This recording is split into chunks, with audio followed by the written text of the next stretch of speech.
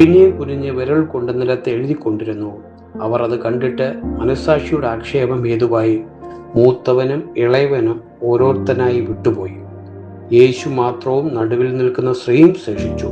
യേശു നിവർന്ന് അവളോട്, സ്ത്രീയെ, അവർ എവിടെ? നിനക്കാരും ശിക്ഷ വിധിപ്പിച്ചില്ലയോ എന്ന് ചോദിച്ചതിന്, ഇല്ല കർത്താവേ എന്നവൾ പറഞ്ഞു.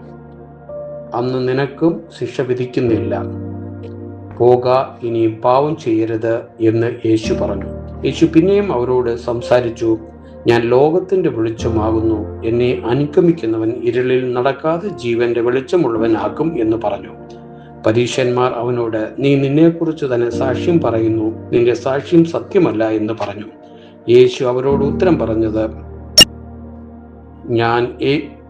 ഞാൻ എന്നെക്കുറിച്ച് തന്നെ സാക്ഷ്യം പറഞ്ഞാലും എൻ്റെ സാക്ഷ്യം സത്യമാകുന്നു.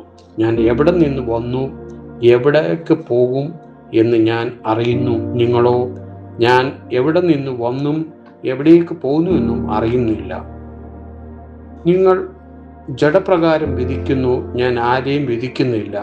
ഞാൻ വിധിച്ചാലും ഞാൻ ഏകനല്ല, ഞാനും എന്നെ അയച്ച പിതാവും കൂടെയാകിയാൽ എൻ്റെ വിധി സത്യമാകുന്നു.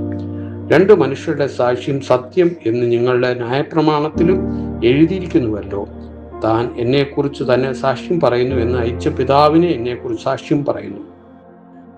അവർ അവനോട്, നിന്റെ പിതാവ് എവിടെ എന്ന് ചോദിച്ചതിന് യേശു, നിങ്ങൾ തന്നെ ആകട്ടെ എൻ്റെ പിതാവിനെ ആകട്ടെ അറിയുന്നില്ല. എന്നെ അറിഞ്ഞു എങ്കിൽ എൻ്റെ പിതാവിനെയും അറിയുമായിരുന്നു എന്നുത്തരം പറഞ്ഞു. അവൻ ദേവാലയത്തിൽ ഉപദേശിക്കുമ്പോൾ ഭണ്ഡാര സ്ഥലത്ത് വെച്ച് ഈ വചനം പറഞ്ഞു. അവൻ്റെ നാഴിക അതുവരെയും വന്നിട്ടില്ലായതുകൊണ്ട് ആരും അവനെ പിടിച്ചില്ല.